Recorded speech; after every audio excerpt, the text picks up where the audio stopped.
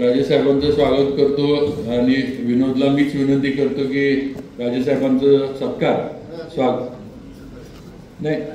माझं झालं की आपण त्यांचा करून मग आपण आपण येत आहे म्हणून आम्ही जरा जास्त विचार मांडायचा प्रयत्न करतो. तोडके आपलं कसं तर जुळवत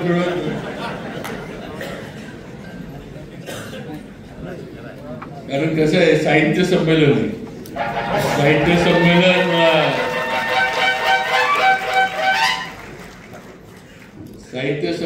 हे पालकांचा हात लागल्याशिवाय यशस्वी होणार नाही हे आम्हाला सातारकरांना माहित आहे. मग आणि आमचे पालकमंत्र्यांना सगळ्यांच्या वतीनं विनंती आहे की नुसता हात नको तर असा सरळ हात पालकमंत्र्यांना असा म्हणजे काय राजनीती बरोबर आहे पण सध्या काय झालंय माझ्याकडे बांधकाम खातं आहे ते दिसताना असं मोठं दिसतं बांधकाम खातं जोरदार आहे जरा मला आधीची देणी देणं एवढं काय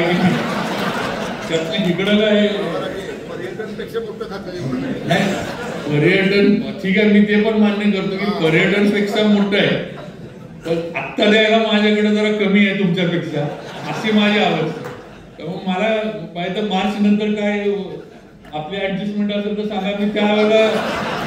तुमच्या इकडे काहीतरी भरपाई पालकमंत्र्यांच्या ह्याच्यात करून देतो. पण आता साहित्य संमेलनाला जरा हात पालकमंत्री म्हणून जिल्ह्यात सोडा ढिला सोडा म्हणजे यशस्वीरित्या होईलच आणि आपण 100% आमच्याबरोबर आहात याची आम्हाला खात्री आहे. आपण पूर्ण कारण राजे जरी शेवटी पाटणचे आमदार जरी असले तरी राहतात सातारा रहिवासी ते सातारचे नाही आमच्या संमतीचा विषय कधी शाळा पण शिक्षण पण साताऱ्यात घेतले आता म्हणू नका ते माझ्या संमतीनं कारण मी जेव्हा नर्मदाला मी केजी मध्ये होतो त्यावेळेला राजे मला वाटते 4 का 5 वर्ष पुढे होते तेव्हा तसं म्हणू शकत नाही की तुमच्या संमतीने एक गोष्ट आहे माझ्या लक्षात